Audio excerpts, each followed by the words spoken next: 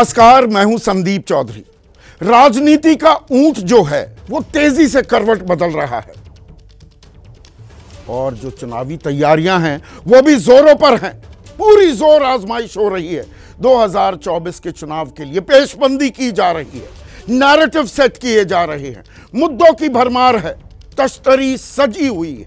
आज की मौजूदा राजनीति पर बात करने के लिए मेरे साथ राजनीति की ही एक अजीम शख्सियत है। You might like him, you might hate him, but you can't ignore him.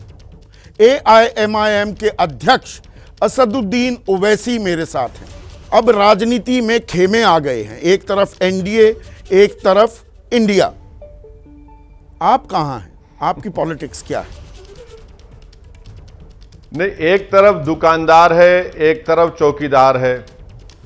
मैंने शुरुआत में ही आपसे कहा था कि दुकानदार और चौकीदार में एक सेटिंग है, और वो सेटिंग ये है कि भैया जब आप राज करेंगे तो हम कुछ और करेंगे, जब वो राज करेंगे तो हम कुछ और करेंगे। अरे आप बताइए कि आपका कमिटमेंट क्या है। एक मिसाल देता हूं आपको, इनको आपके दर्शकों को ये बात मेरी समझ में आ जाएगी। 2019 में अमित शाह ने as a home minister unlawful activities prevention act का और उसको ड्रैकोनियन बनाने के लिए, जालिमाना बनाने के लिए अमेंडमेंट लेकर आया। किसने उसकी सपोर्ट किया लोकसभा में, राज्यसभा में? कांग्रेस ने। और उसका नतीजा यह निकला कि 83 बरस का बूढ़ा जिसको सिपर नहीं दिया गया, जो कह रहा था कि मेरी ख्वाहिश है कि मैं जेल से बाहर निकलूं, जेल में यूएपीए के कानून में मौत के आगोश में चला गया। तिहाड़ जेल में आज जो लोग 1000 दिन से कई जो जेल में हैं, यूएपीए के कानून में, क्यों आपने सपोर्ट किया बीजेपी को? आज आप बताइए फिर आपका क्या कमिटमेंट है। मैं फिर से कह रहा हूं, कमलनाथ का क्या कमिटमेंट है? आपकी पार्टी के वो चीफ मिनिस्टर रह चुके हैं, यूनियन मिनिस्टर रह चुके हैं, प्रोस्पेक्टिव चीफ मिनिस्टर कैंडिडेट हैं, वो कह रहे हैं हिंदू राष्ट्र। आपका क्या कमिटमेंट अब है? सरकार ने आज ही के दिन एक मिनट, हाँ प्लीज पूरा कीजिए। हाँ, एक तरफ बीजेपी है जो नरेंद्र मोदी ने भारत की राजनीति से मुसलमानों को गायब कर दिया, इनविजिबलाइज कर दिया, कोई है ही नहीं, ना उनकी बात करते हैं, ना उनके बारे में, सिर्फ पसमानदा कहते हैं। क्यों कहते हैं पसमानदा नरेंद्र मोदी? क्योंकि अमेरिका को यह पैगाम दिया जाए कि देखो हम मुसलमानों को मार्जिनलाइज नहीं कर रहे हैं। मैं जिम्मेदारी के साथ आपसे कह रहा हूं कि आज जो भारत में मुसलमानों का पोजीशन है वो 1933 के उस वक्त के हिटलर के जर्मनी की तरह है। अब सिर्फ क्रिस्टालनाट का मूवमेंट होना बाकी है। यह हाल हो चुका है। तो मुसलमान पार्लियामेंट में तो मुसलमान आप जो कह रहे हैं ओवैसी साहब, बलि का बकरा बन रहा है।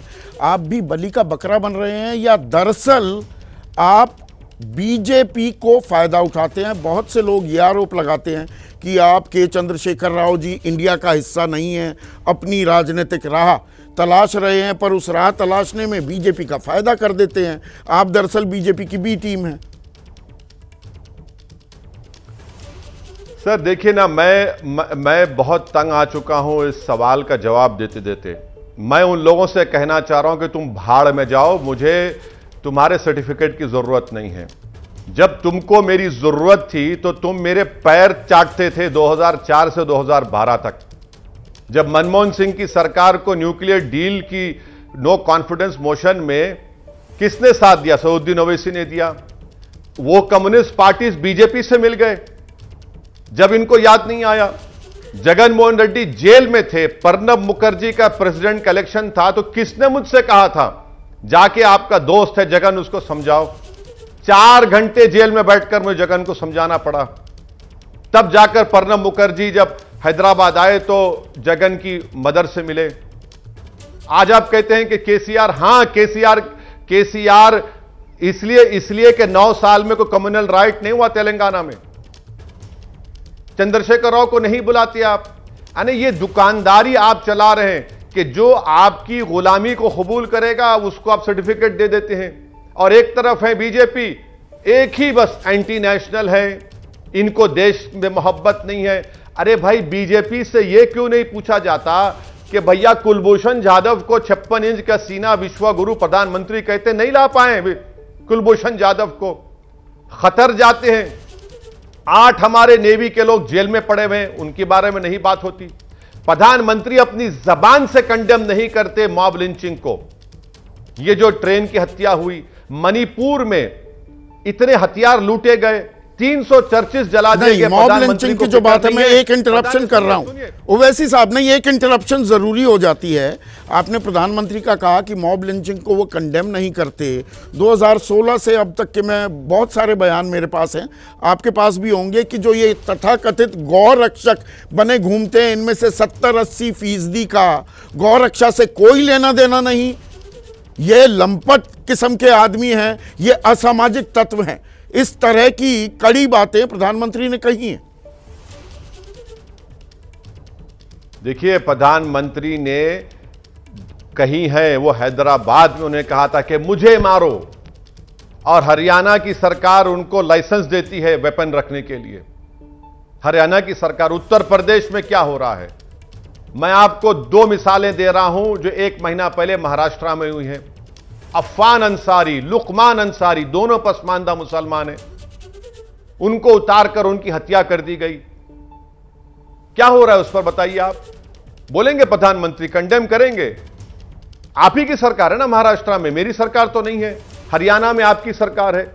अच्छा, राजस्थान में सर आप देखिए, वहां पर जुनैद और नसीर को जिंदा जला दिया गया, तो कंपनसेशन में भी डिस्क्रिमिनेशन है।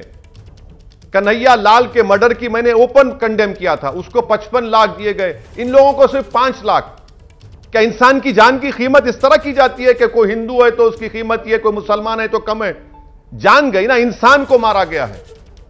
कहां गया इंसानियत, कहां गया हमारे संविधान का लिबर्टी ऑफ कॉन्शियस, जमीर की बात संविधान करता है। इंसानियत पर भी मैं आता हूं। और जो वो बी टीम वाला सवाल बहुत लोगों ने पूछा, आपने सही टोका भी मुझे, पर मैं थोड़ा सा इसे पलटकर अलग अंदाज में पूछता हूं।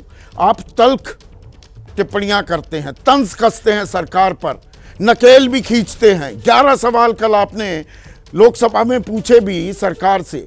सरकार से अगर संजय सिंह कुछ पूछ लें, रिंकू सिंह कुछ पूछ लें, डेरेक ओब्रायन या अधीर रंजन चौधरी, उनको निलंबित कर दिया जाता है, सस्पेंडेड। पर असदुद्दीन ओवैसी बने रहते हैं। ये प्यार दुलार स्नेह, ये पर्दे के पीछे क्या हो रहा है? एक काम करिए ना सर, अगर आप तमाम के कलेक्टिव कॉन्शियस को सेटिस्फैक्शन मिलता है तो असदुद्दीन ओवैसी को पार्लियामेंट के सामने सूली पर चढ़ा दीजिए, किस्सा खत्म हो जाएगा। स्पीकर साहब की ऑल पार्टी मीटिंग में कहा था कि आप मणिपुर पे फौरन डिबेट करवाइए, प्रधानमंत्री के बगैर करवाइए, और हम कहेंगे प्रधानमंत्री भाग गए। इन तमाम लोगों ने, ये सो कॉल INDIA वालों ने कहा कि नहीं, प्रधानमंत्री आना चाहिए। दिल्ली का बिल आया तो सब एक हो गए, यानी डेटा प्रोटेक्शन बिल जिससे सर्वेलेंस होगा आप पर और हम पर, आपने उस पर बहस नहीं की। एनवायरमेंट का बिल आया, आपने गैप सरकार को दे दिया वॉकओवर। बायोडाइवर्सिटी का बिल आया, आपने वॉकओवर दे दिया। मगर दिल्ली का बिल, अरे यही तो मैं कह रहा था कि INDI वाले लूडो खेल रहे हो, नरेंद्र मोदी चेस खेल रहा है। अब ये कैसा सवाल आपका आप है कि पार्लियामेंट INDIA वालों के साथ, INDIA वालों के साथ कभी नहीं जाएंगे?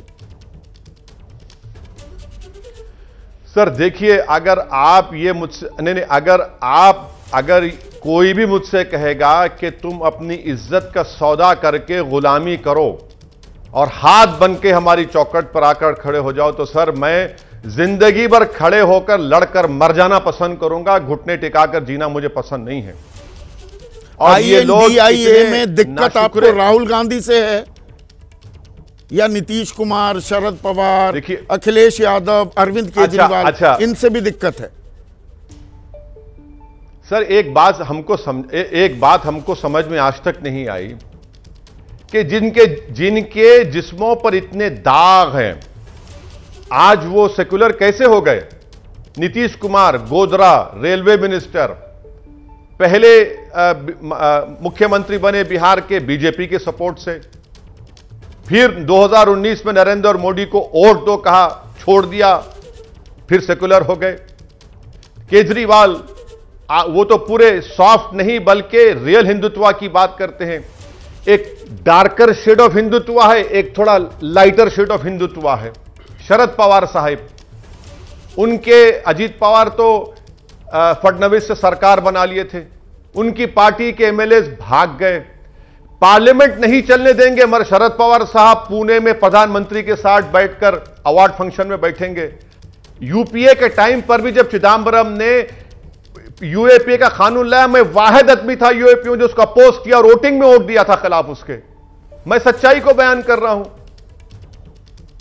सच्चाई कड़वी भी होती है, उसकी कीमत भी चुकानी पड़ती है।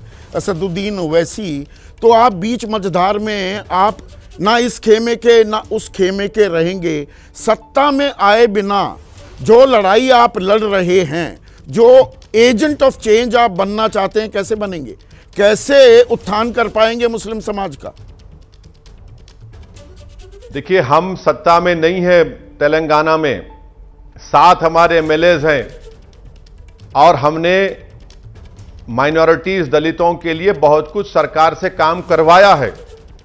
ये जो आर्ग्यूमेंट दिया जाता है ना कि सत्ता सत्ता, अरे भाई सत्ता, मगर मुझे सत्ता से मोहब्बत होती तो मैं सब करता ही नहीं ना। मैं जाकर इनके गोद में बैठ जाता इन लोगों के और आराम से हैदराबाद में बैठे रहता। अगर आज मैं फिर रहा हूं, मेहनत कर रहा हूं, जुस्तजू कर रहा हूं, तो मेरे दिल में एक तकलीफ है और मेरा मानना यह है कि जब तक अल्लाह मुझे सेहत से रखेगा मैं कोशिश करता रहूंगा। यह सत्ता की लड़ाई नहीं लड़ रहा हूं मैं, ये इंसाफ की लड़ाई लड़ रहा हूं, हिस्सेदारी की लड़ाई लड़ रहा हूं, कॉन्स्टिट्यूशन में जो फंडामेंटल राइट्स दिए गए हैं उसकी लड़ाई लड़ रहा हूं। अगर सत्ता की मुझे हवस होती तो मैं इनके साथ बैठ जाता, आंखें बंद कर लेके अपने सर को झुकाकर कि कभी ना कभी मुझे कुछ मिलेगा तो मैं बिरयानी खा लूंगा और अपने मजे उठा लूंगा।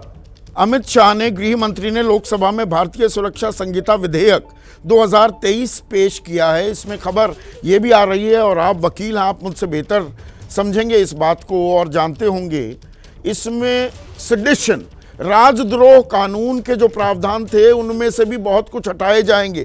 आप इस बात को लेकर बहुत मुखर रहे हैं कि यह कानून भी मुसलमानों के खिलाफ इस्तेमाल होता है, इसे वेलकम करेंगे या आप जो सर हिला रहे हैं इसमें भी खेल है? देखिए, आज से 1.5 या 2 साल पहले भारत सरकार ने एक कमेटी बनाई थी या कमीशन बनाया था जिसमें एक जज थे, इसी के ऊपर अमेंडमेंट ऑफ सीआरपीसी और आईपीसी को। हमने एक पूरा उनको एक मेमोरेंडम बना कर दिया था, मेरे पास अभी नहीं है, मुझे याद नहीं आ रहा है। मगर आज जो सेडेशन की आप बात कर रहे हैं, अगर मैं गलत ना को, सेक्शन 150 एक नया उसमें है, कोई फर्क नहीं है, सेडेशन दोनों हैं, वही उसमें प्रावधान है, वही सेडेशन है। आपने सेडेशन नाम हटा दिया, मगर पूरे उसके क्लॉजेस तो वही हैं, पूरे वर्ड्स वही हैं उसके, वो 150 देख लीजिए आप। आखिरी सवाल, जिस बराबरी की, जिस अधिकार की आप लड़ाई लड़ रहे हैं, संविधान तो वो हमें देता है, असल में जमीनी हकीकत में कब तब्दील होगा कि हिंदू मुसलमान ये खत्म हो जाए, हम एक दूसरे को देशवासी के तौर पर देखें?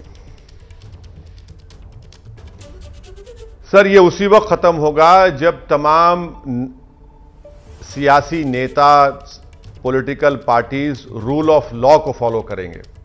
रूल ऑफ लॉ फॉलो नहीं किया जाता। आप जब सत्ता में नहीं रहते तो आपको सेकुलरिज्म याद आता, जब आप सत्ता में आ जाते तो आप यूएपीए का कानून बना देते। वैसे साहब, till that happens, you will continue to be a lone ranger.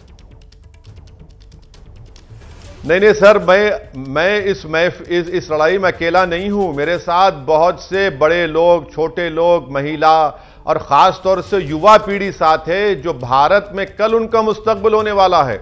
इतना तो मैं आपको गारंटी दे रहा हूं कि हां, मैं लड़ना मेरा काम है, मैं लड़ता रहूंगा, मेरी जिंदगी में फायदा हो ना हो, मगर मुझे यकीन है कि जिस मुकाम पर आज मैं बैठा हुआ हूं वो अल्लाह की तरफ से दी हुई एक अमानत है। मुझे कल मरकर अल्लाह को जवाब देना है तो कम से कम ये तो मैं कह सकता हूं, मैं बहुत गुनाहगार हूं, कि इतना तो कह सकता हूं कि या अल्लाह, तूने मुझे जो मुकाम दिया मैंने कोशिश की। आपने वक्त दिया, हमारे हर सवाल का जवाब दिया। असदुद्दीन ओवैसी, आपका बहुत बहुत शुक्रिया। आज इस खास पेशकश में मेरे साथ बस इतना ही। एबीपी न्यूज़ पर खबरों का सिलसिला जारी रहेगा।